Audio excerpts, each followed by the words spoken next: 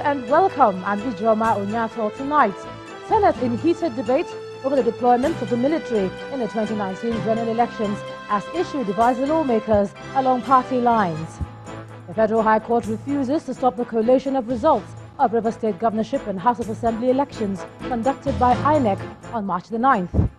Federal Executive Council approves 27.4 billion naira for victims of flood disasters and conflicts across the country.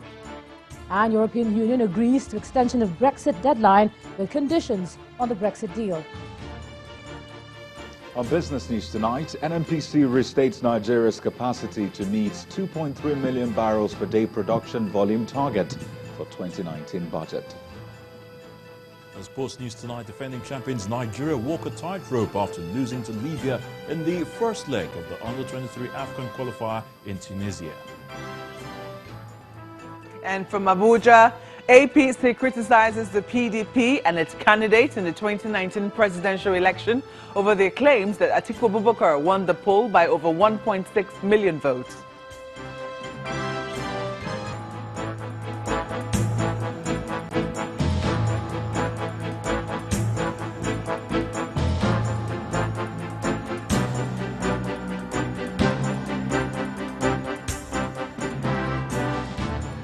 Federal lawmakers in the Senate have kicked against what they describe as the massive use of military in the 2019 general elections.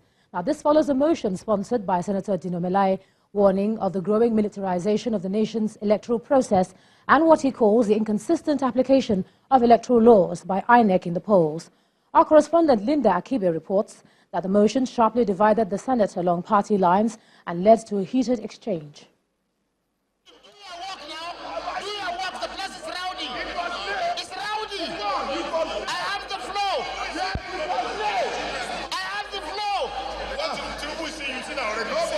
This is the second time senators are reacting in this manner to a motion condemning the use of the military in the 2019 general elections.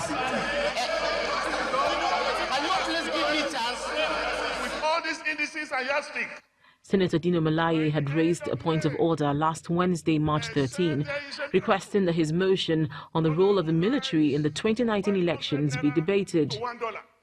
Fast forward to Wednesday, March 19, Senator Melaye presents his motion at plenary, warning that the militarization of the country's electoral process could spell danger to democracy. As witnessed in the recent national elections 2019, where the presence of the use of extreme military force akin to a war campaign was applied in electoral polling stations and the declaration of inconclusive elections as a term. The Senate Majority Leader, in his contribution, notes that Nigeria's electoral process needs some work. What we need to do is to look at those issues raised, which ones can we provide legislative intervention.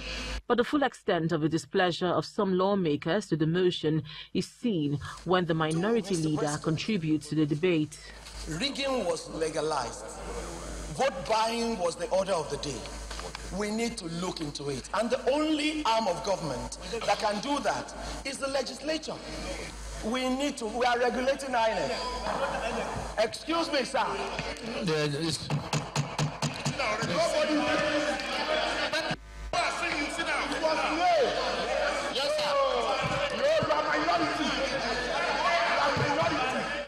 Point of order. The election should have no business here. The best should not be on the elections. The Senate President intervenes. He reads the resolutions contained in the motion, but it's a competition between members of the two main parties for their voices to be heard. Prayer 3, direct the Senate Committee on INEC to investigate all perceived inconsistent applications of electoral law by INEC in the 2019 elections. Those in favor of prayer 3 say aye. Those against say nay. Ayes have it.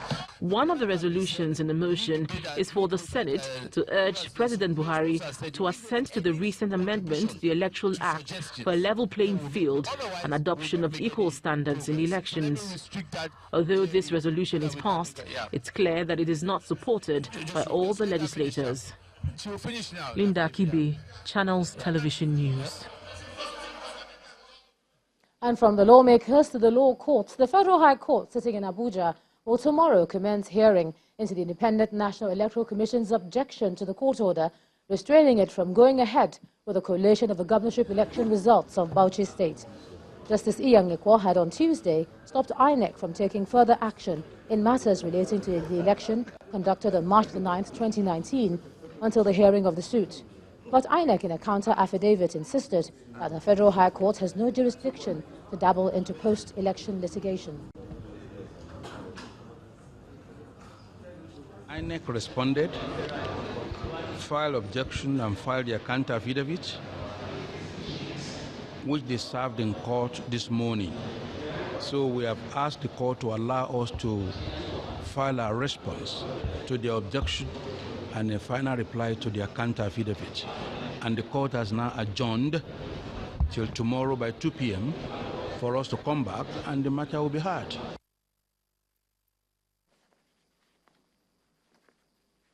Meanwhile, the People's Democratic Party has petitioned the National Judicial Council over the order restraining the electoral body from going ahead with the collation and announcement of results of the governorship election from Tafawa Balewa local government in Bauchi State. The party says that in granting an ex parte order stopping INEC from concluding the governorship election in Bauchi State, Justice Iyang violated Section 87, subsection 11 of the Electoral Act, which states that no court has the power or jurisdiction to stop any election pending the determination of a suit. In an affidavit sworn to by the PDP's national chairman, Uche Secondos in Abuja, the party notes that issues of collation of results and declaration of winner is a post-election event and therefore falls under the Electoral Act and the constitutional provisions of the Election Petitions Tribunal. The judge in the eye of the PDP storm has refused to stop the collation of results of the River State governorship and House of Assembly election conducted on March the 9th, 2019. Justice Iyang of the Federal High Court sitting in Abuja dismissed the application brought before him by the governorship candidates of the African Action Congress seeking to stop the exercise. In an ex parte application moved in the court, the plaintiffs prayed for an order to stop the Independent National Electoral Commission from going ahead with the collation. But after listening to the submission, Justice Ekwa chose not to grant their prayers and instead ordered them to put the proponents on notice of the suit and fixed March the 25th for hearing.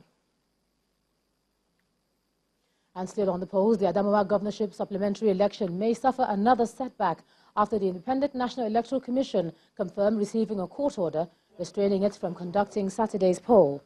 INEC's resident electoral commissioner in the state, Mr. Kasim Gaidam, who made the announcement at a media briefing in Yola, the state capital, however, offers an assurance that the electoral umpire is not taking this lying down.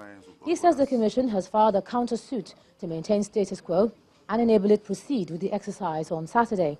A governorship candidate of the Movement for the Restoration of Democratic Development had obtained a court order restraining INEC from conducting the supplementary election because the party's logo was not included on the ballot.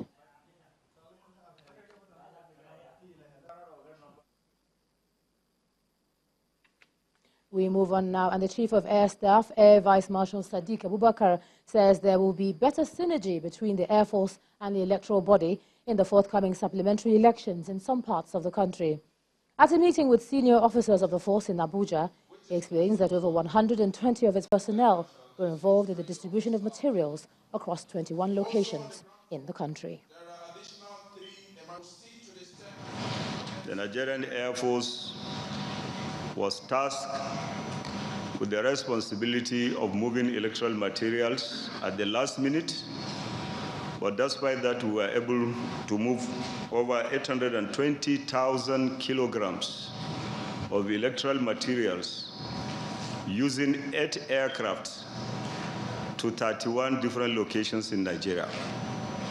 And that we were able to conclude this despite the fact that we were really brought in late. We were able to conclude this and ensure that the presidential National Assembly elections, as well as the state governorship and state houses of assembly elections were conducted. Even the supplementary elections, our aircraft were able to convey some of the materials yesterday to Jalingo, to Yola, and to Bauchi. Similarly, we are rounding up the distribution of supplementary election materials to other areas that the INEC will want us to drop. Well, besides security concerns, the People's Democratic Party is questioning the concept of an inconclusive election, claiming that the term was coined by INEC and the APC to steal the PDP's mandate in the affected states. At an emergency National Executive Committee meeting in Abuja, the party's chairman, Uche Secondus, said the supplementary election holding this Saturday largely favors the PDP.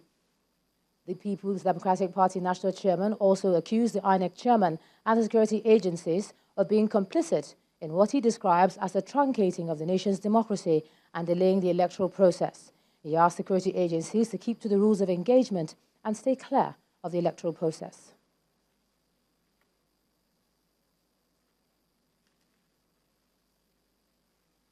The Nigerian army says it's handed over more than 44 suspects to the Taraba State Police Command alleged to have participated in electoral violence during the just concluded 2019 elections in Jalingo, the state capital. The army also says it's carried out its duties in the state without sentiments or favoritism, but in line with its constitutional mandate and sincerity of purpose. The police also paraded 16 suspects in connection with various criminal activities in the state.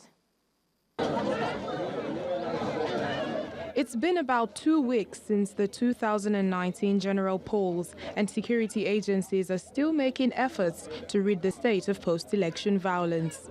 In Taraba State, the Nigerian military has made an arrest of 44 suspects in connection with electoral violence. The violence, which led to the imposition of a compulsory curfew in the state capital, Jalingo, has been brought under control as the army hands over the suspects to the police. We have gone around all the flashpoints, not in isolation, but in collaboration and in conjunction with other security agencies.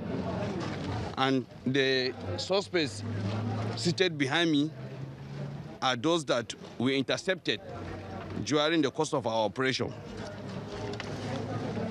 They were also intercepted with dangerous and offensive equipment.